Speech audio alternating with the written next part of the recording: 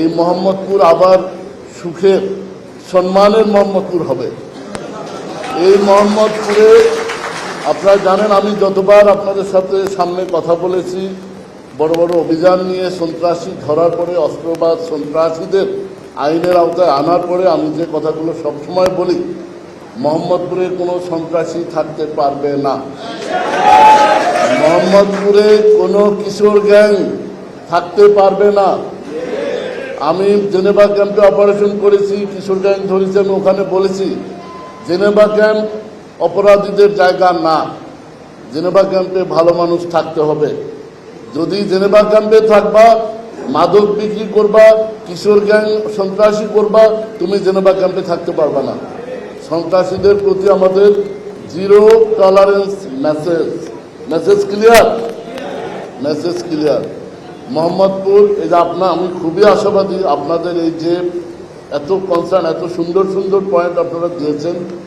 আমি মাননীয় কমিশনার স্যারকে অনুরোধ করব, স্যার আপনি এই এলাকায় বিট পুলিশিং, মহল্লা ভিত্তিক এই কমিউনিটির সহযোগিতা নিয়ে, জনগণের এই কনসার্ন, শ্রদ্ধ জনগণের সাপোর্ট সহযোগিতা নিয়ে বিট পুলিশিং কমিটি করবেন ইনশাল্লাহ।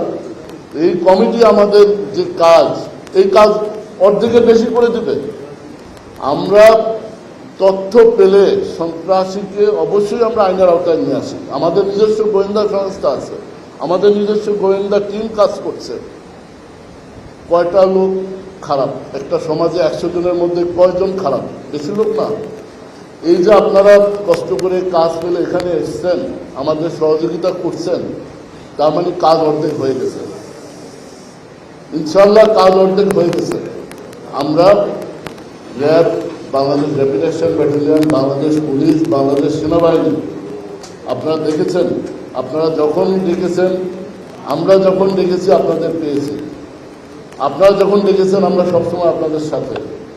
বাংলাদেশে 5 আগস্টের পরবর্তীতে, যেহেতু আমরা 5 আগস্ট পরের পরিস্থিতি আমরা উত্তরণ করে আজকের এই ভালো অবস্থানে নিয়ে আসতে পেরেছি, ইনশাল্লাহ যে কোনো চ্যালেঞ্জ আইন শৃঙ্খলা বাহিনী গ্রহণ করতে সক্ষম। আপনাদের এই সহযোগিতার মনোভাব আমি স্যালুট জানাই। এটা অব্যাহত থাকলে সবই সম্ভব।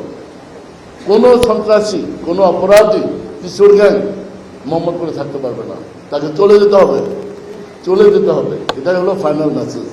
আপনাদের সার্বিক সহযোগিতা পাচ্ছি, ইনশাল্লাহ পাবো।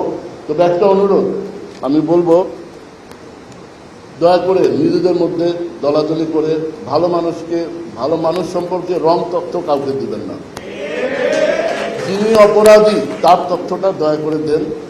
আপনার তথ্য পাওয়ার পরে আমিও যাচাই করি, বাংলাদেশ পুলিশ যাচাই করে, ঊর্ধ্বতন অফিস যারা অপারেশন করার আগে ডিবি যাচাই করে, সকল গোয়েন্দা সংস্থা যাচাই করে। আপনি যদি একটা রং তথ্য দিয়ে কোনো আইনশৃঙ্খলার কোনো সদস্যকে যদি বিভ্রান্ত করেন, তাহলে আপনার গ্রহণযোগ্যতা আপনি নষ্ট করে ফেলবেন, ঠিক কি না? দয়া করে, এটা একটা ইমানি দায়িত্ব।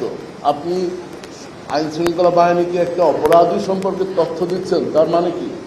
আপনি ইমানি দায়িত্ব পালন করতেছেন, সমাজের 10 জনের উপকার করতেছেন। এই উপকারের মধ্যে আপনি কেন খুঁত রাখবেন? এক বালতি দুধের মধ্যে 1 ফোঁটা চানা দিলে এটা দুধ থাকে? ভালো কাজ সবসময় 100% ভালো হওয়া উচিত, তাই না? সো এই প্রত্যাশা থাকবে। আমি আবারও আপনাদের ধন্যবাদ জানাচ্ছি।